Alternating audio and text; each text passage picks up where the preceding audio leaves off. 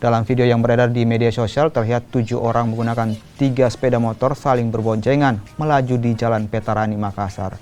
Selain tidak menggunakan helm dan melanggar jumlah penumpang, pengendara sepeda motor yang diduga masih remaja ini juga melakukan aksi freestyle di tengah jalan yang dapat membahayakan pengendara tersebut dan pengendara lainnya.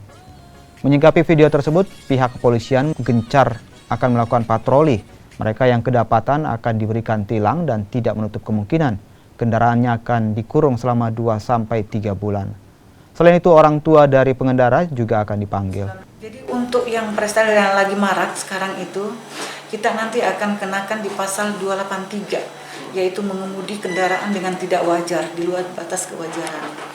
Itu akan kita kenakan pasal itu. Kemudian diskresinya nanti kita panggil orang tuanya, kemudian kita akan memberikan penindakan tilang dan kemungkinan besar kita akan kurung kendaraannya selama 2-3 bulan. Itu diskresi kepolisian.